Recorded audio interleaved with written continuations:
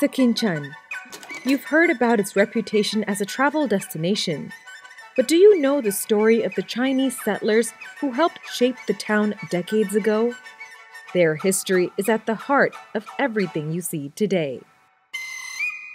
In the days leading up to Chinese New Year, FMT Lifestyle visited this small town in Selangor's Sabak Bernam district to speak with the locals. The town, now over 100 years old, inspired Eric Lee to document its history in a book. Starting in 2020, he spent 3 years interviewing elders and visiting national archives to bring its story to life. If I'm not doing now, after 10 years, nobody cannot do already. In 2020, when I starting doing the interview, the oldest is already 80 something. If after 10 years, they're already 90 something. So I feel that we have to do now. Sekinchan was founded in the 1800s as a fishing village, originally known by the Teochew people as Ang Mo Gang. Over time, focus shifted to the paddy fields, giving the town its name Sekinchan, which means suitable for planting. 1938, the British colonial, they decide to develop the paddy field in Sekinchan, so they wrote down 5,100 acres, special for the Chinese immigrant. Because in the time, all the what they call the mine thing is going down. So a lot of Chinese people don't know where to go, don't know doing what. The British colonial want to send them back to China. They spend a lot of money. So they decide, okay, paddy is very important now. So they asked the Chinese people to come to Sekinchan to develop the paddy plantation. But tough times followed with the declaration of the Malayan emergency in 1948.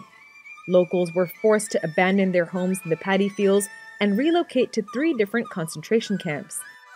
These areas later became known as the New Villages, Site A, Site B, and Site C. The stories of the communist era are familiar to many, but Sekinchan carries the untold side as well. Yap Kim Dai, now 90 years old, joined the Malayan Communist Party when he was just 12 years old. As leader of the MCP's junior squad, he settled in Sekinchan with his family in 1953, risking his life to secretly support the communists. Today, Yap cannot recall much of what went on then, but Lee still remembers the harrowing stories Yap once shared. Okay, one story is when a lady NCP, he gave birth, a baby girl. They stay in the jungle. So how can you feed a baby? So he called Mr. Yap. So please take care of my baby.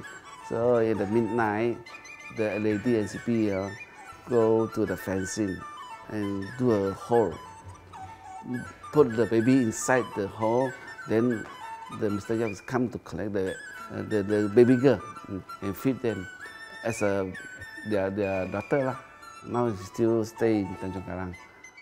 Following the peaceful surrender of the MCP in 1958, Sekinchan began to thrive.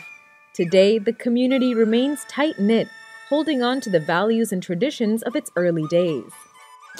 Dating back to the 1920s, the Datuk Kong Temple has witnessed the growth of Sekinchan over the decades.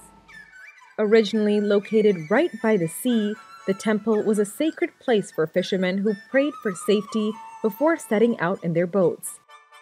Next to the temple stands a striking red wishing tree, a local landmark for the past decade.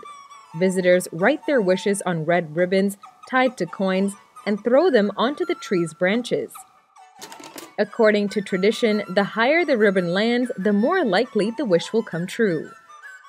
Every Chinese New Year, Sekinchan comes alive in true kampong spirit to celebrate the festive season. And with tourism booming, the future looks bright for this vibrant town. 祝所有Sekinchan的民众们，大家12年行大运，时来运转，新年快乐，恭喜发财。As we head back home this Chinese New Year, may towns like Sekinchan remind us of the stories and traditions that built these places and continue to shape our present. Theevya Ragu, FMT Lifestyle.